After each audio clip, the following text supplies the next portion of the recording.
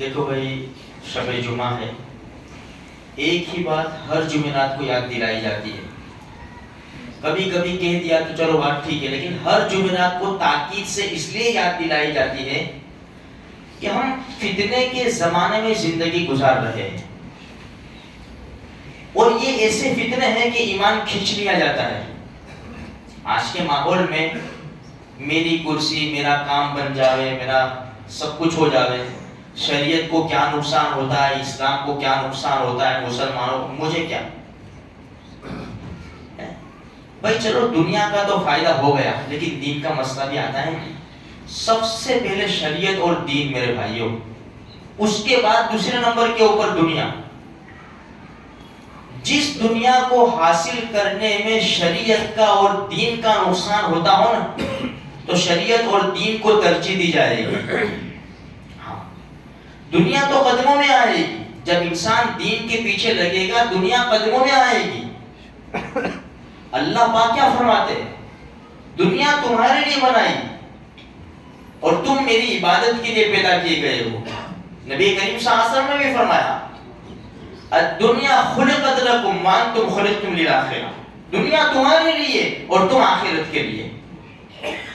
تو یہ اسی فطروں کے زمانے ہیں. دیکھو اسی سورہ کہف کے اندر 7 نوجوان، مشہور واقعہ ہے کہف والے، اس کا نام ہی کہف یعنی غار کے غار والے. تو 7 یہ شہزادے تھے، یہ اپنے ایمان کو بچانے کے لیے یہ انہوں نے شہزادہ پن چھوڑا تھا، نکل گئے تھے کہ بھائی کرسی مجھے نہیں چاہیے، مجھے تو ایمان کی دولت نصیب ہو جائے بس ٹھیک ہے. اس سارے شہزادے الگ الگ اسٹیٹ کے، اور سب نکل کے اللہ پاک نے ان کو ایک درخت کے نیچے جمع کر دیا تھا. ان کے نام بھی، ارے ناموں میں بھی برکت ہے. مختلف روایت میں مختلف نام ہیں، یملیخا، مقسلمینا، مشلینا، مرنوش، برنوش، شازنوش، کفش، تیتوش، الگ الگ روایتوں میں نام ہے دوسرے الفاظ کے ہیر پھیر سے.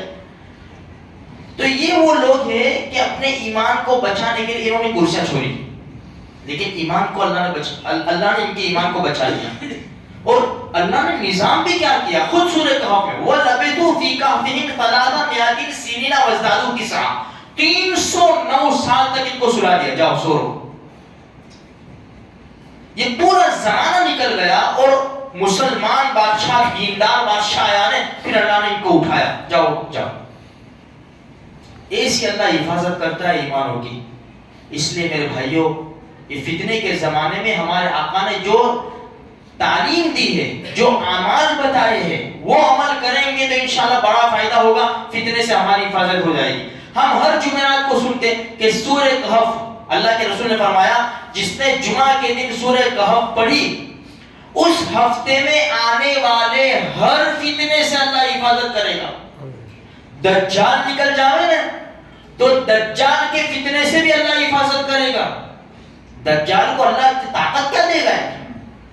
زبردست، آسمان سے جب بارش برس، دانے ڈالے گا، پھل بن جا، یہ ہو جا، روٹی بن جا، سب کچھ اللہ نے اس کو اتنا اختیار دیا.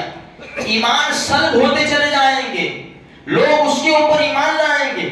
ایسے فتنے کے زمانے میں بھی اللہ ہماری حفاظت کرے گا اگر ہم نے سورہ کہف کی تلاوت کی.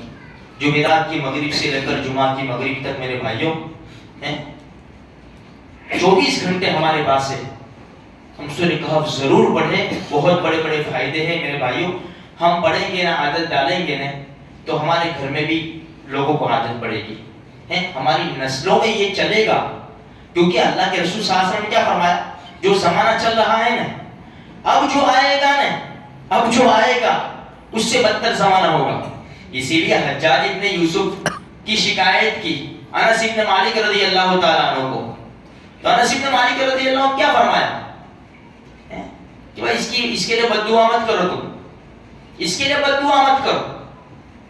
ہو سکتا ہے تمہاری بد دعا سے معذور ہو جاوے یا مر جاوے، اس سے خراب حکم آ جاوے، یا تو یہ سور اور بندروں کی تمہارے اوپر حکومت آ جاوے. تو میرے 3-4 دن سے ہمارا ایک ہی ٹاپک چلتا ہے کہ بھائی تمہارے اللہ کے رسول نے کیا فرمایا، تمہارے اعمال ٹھیک ہو جائیں گے تو بادشاہوں کے دلوں کے اندر میں تمہاری محبت ڈال دوں گا، پھر چاہے کیسے بھی بادشاہ ہونا، ہم کو کیا مطلب، اللہ کے رسول نے کیا فرمایا، الکفر ملت واحدہ، کوئی بھی آ جاوے ان میں سے سب ایک ہے۔ ہمارا مقصد کیا ہے کہ ہم کو کامیابی ملے، سکون کی زندگی ملے، ہم کو ہمارے حقوق دیے جائے، اعمال پہ آ جاؤ، نیک اعمال پہ آ جاؤ، اللہ کا وعدہ ہے اعمالکم اعمالکم، تمہارے اعمال تمہارے بادشاہ ہے، اللہ محبت ڈال دے گا ان کے دلوں کے اندر، چاہے کیسے بھی ظالم ہونے، کتنے بھی حقوق مانتے ہونے، تمہارے حقوق ادا ہوں گے۔ اس لیے میرے بھائیوں، ہمارے نبی نے جو تعلیم دی ہے ہم اس کے اوپر ضرور عمل کریں۔